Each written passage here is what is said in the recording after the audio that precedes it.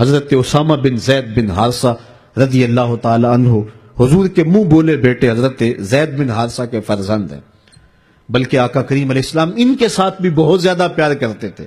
ایک دن حضرت اسامہ کی ناک بہہ رہی ہے تو حضور علیہ السلام جو ہے ناک صاف کرنے کے لیے ہاتھ آگے بڑھایا تو حضرت عائشہ رضی اللہ تعالی عنہا نے کہا کہ حضور میں ناک صاف کر دیتی ہوں، تو حضور نے فرمایا عائشہ اسامہ سے میں بھی پیار کرتا ہوں، تو بھی اس سے پیار کیا کر۔ غلام زادوں کے ساتھ محبت کا یہ لہجہ اور الفت کا یہ انداز آپ کو کہیں نہیں ملے گا۔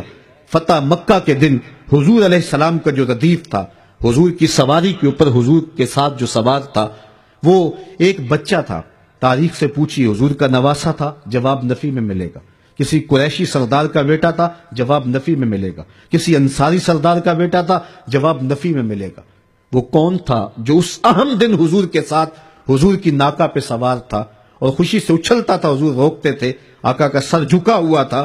تاریخ کا جواب یہ ہے کہ وہ حضور کے منہ بولے بیٹے حضرت زید بن حارثہ کا بیٹا اسامہ بن زید تھا۔ دنیا کو بتایا کہ محمد عربی گروہوں کو اٹھانے آئے ہیں اور غلاموں کو عزت دینے آئے ہیں۔ ایک غلام کو اپنے ساتھ ناکہ پہ بٹھایا ہے اور دوسرے غلام کو کعبہ کی چھت پہ چڑھا دیا، کہا بلال یہاں کھڑے ہو کر کے اذان پڑھو۔ محبتوں کا یہ انداز آپ کو کہیں نہیں ملے گا۔ جب اسلام کا نور چمکتا ہے، اجالے پھیلتے ہیں، تو ایک کالے رنگ کا غلام جس کا نام بھی اسود ہے، اسود ویسے بھی کالے کو کہتے ہیں، اس کا نام بھی اسود ہے، حضور کی بارگاہ میں حاضر ہوتا ہے اور کہتا ہے حضور اگر میں اسلام لاؤں تو مجھے کیا ملے گا؟ وعدہ جنت بھی دیا جا سکتا تھا، دوزخ سے نجات کا پروانہ بھی ہاتھ میں تھمایا جا سکتا تھا، لیکن حکیم نبی کیا جواب دے رہے ہیں؟ حضور علیہ السلام اس کو کیا ارشاد کر رہے ہیں؟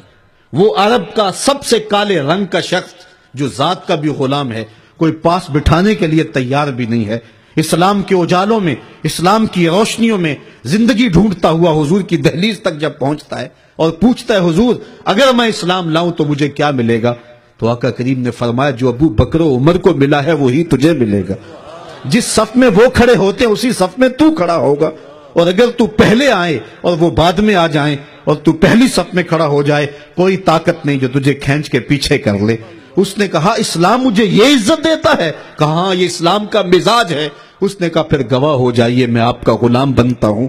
اقبال کہتا ہے اسود از توحید احمر می شود، خیش ابو بکرو خیش فاروق و ابو ذر می شود۔ یہ توحید کا فیضان ہے کہ اسود گوری چمڑی والے کے کندھے سے کندھا لگا کے کھڑا ہونے کے قابل ہو جاتا ہے۔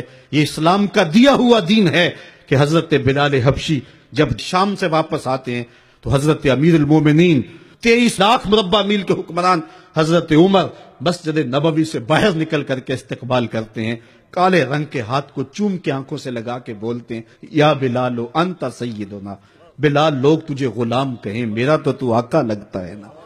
یہ وہ فیضان تھا کہ حضور علیہ السلام نے گرے ہوئوں کو اٹھا کر کے اوج ثریا کی بلندیوں تک پہنچایا۔